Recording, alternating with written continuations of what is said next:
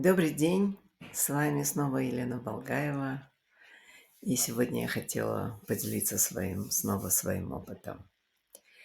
Для меня нет ничего важнее того, чтобы видеть и делиться красотой, что нас окружает, а также красотой, которой мы все являемся. Четверть века назад моя внутренняя мудрость говорила со мной без слов. Это был сон, в котором я ходила и ходила и ходила, и чего-то искала на земле, и была очень-очень напряженной, и никак не могла найти. Уже совсем истощилась, устала, стала очень худой, несчастной, но ничего важного не находила. И я даже вообще-то и не знала, чего именно я ищу. Но я знала, что я должна найти что-то чрезвычайно необходимое для меня и очень-очень важное для меня. И когда я совсем уже отчаялась и хотела сдаться, то вдруг увидела белоснежного зайчика, возможно, кролика. Он был такой миленький. И в тот же миг я поняла, что это именно то, что я искала. Я взяла его в руки и стала прижимать его к груди, становясь при этом очень мягкой, нежной, трогательной и очень-очень-очень-очень любящей. И пока я прижимала его к себе, он становился все меньше и меньше, и в какой-то момент исчез полностью. И я руками почувствовала свое собственное тело, свою грудину. И даже еще не просыпаясь, еще во сне мне стало ясно, что этот сон, эта мудрость моя внутренняя говорит мне, чтоб я перестала все свое внимание направлять вне себя и искать где-то там в мире, чтобы я начала искать ответы внутри себя, а также училась уважать, любить себя.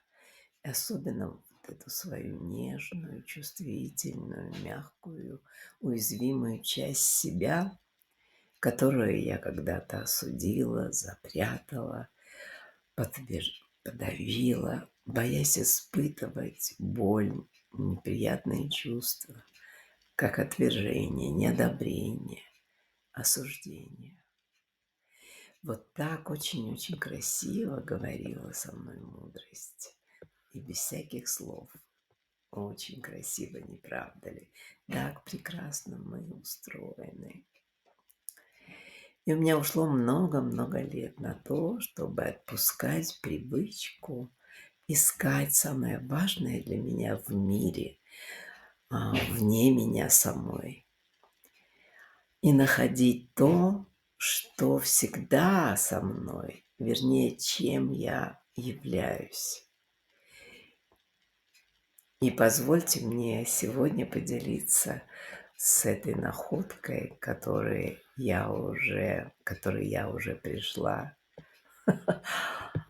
работая над этой своей новой привычки обращаться к себе внутри.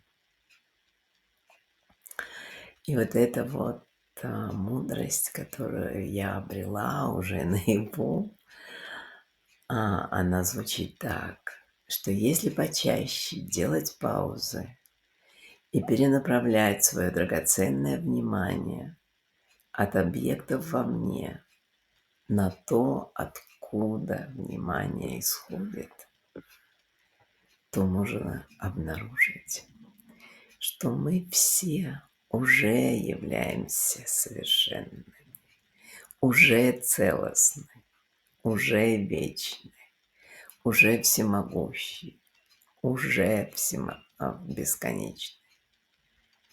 И нам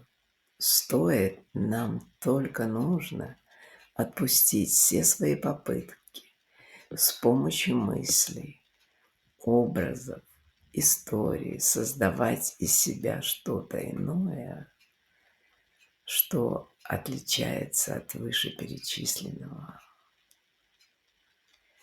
И тогда мы обретаем истинную свободу, которой мы все уже являемся.